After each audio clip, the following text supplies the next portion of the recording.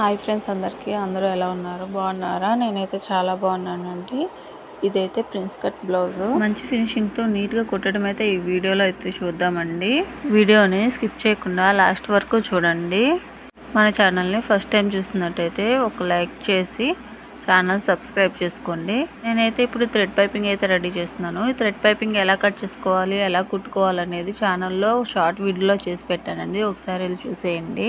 ఈ పైపింగ్ అనేది హ్యాండ్స్కి ఇలాగా రంగులు ఖర్చు పెట్టుకొని ఇలా కుట్టుకోవాలి. 1/2 ఇంచ్ ఖర్చు ఉంటే సరిపోతుంది. హ్యాండ్స్ని ఒరిజినల్కి జాయిన్ చేసేటప్పుడు పైపింగ్ ఒరిజినల్కి లైనింగ్కి మధ్యలో ఉండేలా చూసుకొని దానిపైన కుట్టు వేసుకోవాలండి.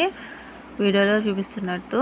ఇప్పుడు పైపింగ్ దగ్గర 2 పాయింట్స్ మాత్రమే ఖర్చు ఉంచుకొని ఎక్స్ట్రా ఖర్చు అంతా కట్ చేసేసుకొని ఇలా రివర్స్ తిప్పుకొని పై కుట్టు వేసేసుకోవాలి. ఖర్చు అనేది 2 పాయింట్ ఉంచుకొని ఎక్స్ట్రా కట్ చేయడం వల్ల పైపింగ్ అనేది నీట్గా ఉంటుంది. ఇలాగా ఇంకా చుట్టూరు కుట్టు వేసుకొని ఎక్స్ట్రా ఉన్నది అయితే కట్ చేసేసుకోవాలి. ఇలాగే 2 హ్యాండ్స్ అనేది రెడీ చేసుకోవాలండి. ఛానల్ సబ్స్క్రైబ్ చేసుకొని వీడియోస్ అనేది చూడటం వల్ల మీకు తెలియని విషయాలు ఏదైనా ఉంటే మీకు తెలుసుకోవచ్చండి. బోటిక్లో వర్క్కి ఇంటి దగ్గర వర్క్కి చాలా తేడా ఉంటుంది. జస్ట్ చిన్న చిన్న మార్పుల వల్లే నీట్ ఫినిషింగ్ అనేది వస్తుంది. ఇలాగా 2 చేతులు కుట్టుకొని రెడీ చేసుకొని పక్కన పెట్టేసుకోవాలండి. ఇప్పుడు బ్యాక్ పార్ట్ అనేది రెడీ చేసుకుందాము. బ్లౌజ్ స్టార్ట్ చేసేటప్పుడు ఎప్పుడైనా కానీ ఫస్ట్ హ్యాండ్స్ కుట్టుకుంటే బాగుంటుంది.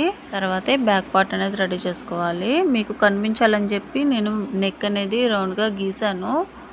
ఈ బ్లౌజ్ అనేది కలకత్తా మాస్టర్ కట్ చేశారు మా షాప్లో. కలకత్తా కటింగ్ ఎలా ఉంటుందంటే నెక్ అనేది కట్ చేయరు.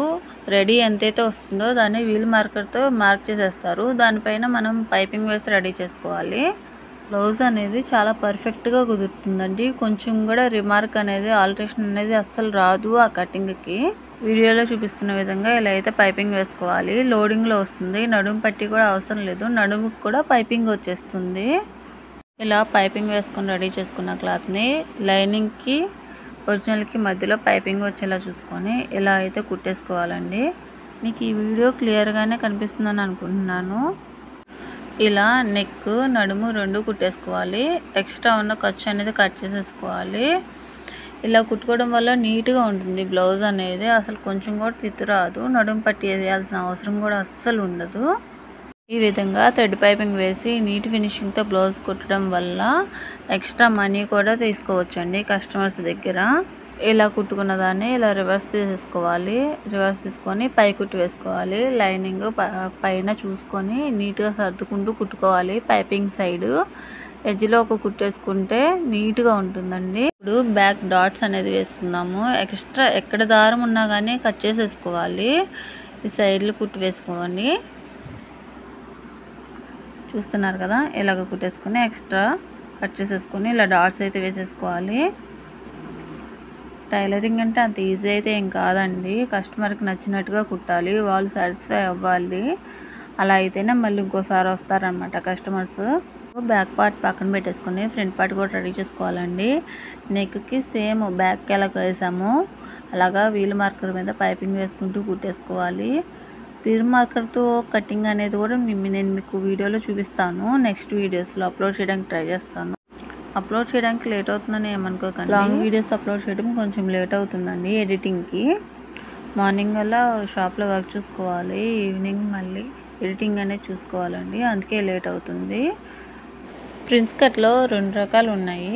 ఇక్కడేమో ఫ్రంట్ పార్ట్ స్ట్రైట్ కట్ చేశారు. ఇది సైడ్కి వచ్చే క్లాత్ అండి. సైడ్ పీస్ వచ్చేసి క్రాస్ కట్ చేస్తారు. ఈ సైడ్ పీస్ కొంతమంది స్ట్రైట్ కట్ చేస్తారన్నమాట. దీన్ని కూడా ఇలా లైనింగ్కి జాయింట్ వేసేసుకోవాలి. ఇలా జాయింట్ వేసేసుకున్న తర్వాత ఇలా ఎక్కడైనా కానీ 1/2 ఇంచ్ ఖర్చు మాత్రం పెట్టుకోవాలండి. ఎక్కువ పెట్టుకోవద్దు. ఖర్చు ఎప్పుడు ఒకే లెవెల్లో రావటం, కుట్టు స్ట్రైట్గా రావటం బ్లౌజ్కి చాలా అందం వస్తాయి. అదే ముఖ్యం కూడాను. ఇలాగా జాయింట్ చేసేసుకున్న తర్వాత పై కుట్టు వేసుకోవాలండి. చూసారా, ఇటు ఈ ఖర్చు అనేది సైడ్కి తిప్పేసి ఇలాగా పై కుట్టు వేసేసుకోవాలి. ఫ్రంట్ పార్ట్కి నడుము పట్టి వస్తుంది. దాన్ని కట్ చేస్తున్నాను. ఇప్పుడు ఈ నడుము పట్టిని జాయింట్ చేసేసుకోవాలి. ఈ నడుము పట్టిని జాయింట్ చేసుకునేటప్పుడు ఇక్కడ క్రాస్ వస్తుంది కదా, అక్కడ ఒక ఫ్రిల్ లాగా పెట్టుకోవాలండి. ఒక కుర్చీలాగా పెట్టుకోవాలి. అప్పుడు హెమ్మింగ్ చేసేటప్పుడు ఇబ్బంది లేకుండా నీట్గా క్రాస్ లేకుండా అనేది వస్తుంది. ఇలాగా ఒక కుర్చీ పెట్టేసుకొని కుట్టేసుకోవాలి. ఇలాగ రెండు వైపులా జాయింట్ వేసేసుకోవాలి. Prince cut blouse Calcutta cutting మాస్టర్తో కటింగ్ వీడియో కావాలి అని అనుకుంటే కామెంట్ చేయండి. నేనైతే ఖచ్చితంగా కటింగ్ అనేది వీడియో తీసి అప్లోడ్ చేయడానికి ట్రై చేస్తాను. దీన్ని నడుం పట్టి ఇలా పక్కకి తిప్పేసుకొని పై కుట్టు వేసుకోవాలండి. ఇట్లా వేసుకోవాలి వంక టింకర్ కుట్టు అనేది. ఇప్పుడు దీనికి ఉక్సులు పట్టి కాజాల పట్టి వేసుకుందాము. ఉక్సులు పట్టి కాజాల పట్టి వేసేటప్పుడు ఈ కాజాల పట్టికి లైనింగ్ ఒరిజినల్ రెండు కలిపి వేయాలి. అప్పుడైతేనే స్టిఫ్గా ఉంటుంది, నీట్గా ఉంటుంది అన్నమాట. కాజాల పట్టి కూడా మనం కుట్టే బ్లౌజు వేసుకుంటేనే కాదండి, చూడటానికి కూడా నీట్గా ఉండాలి. కుట్టు అనేది స్ట్రైట్గా ఉండాలి. ఎక్కడైనా దారం ఎక్స్ట్రా ఉంటే ఎప్పటికప్పుడు కట్ చేసేసుకోండి. దానివల్ల నీట్గా ఉంటుందన్నమాట. కుట్టు స్టార్ట్ చేసినా ఎండ్ చేసినా రఫ్ లాగటం మాత్రం అస్సలు మర్చిపోవద్దు. ఇలాగా కాజాల పట్టికి అంచున ఒక కుట్టు వేసుకొని మధ్యలో పాదం వరకు ఖర్చు పెట్టుకొని ఒక కుట్టు వేసుకోవాలండి పాదం గ్యాప్లో.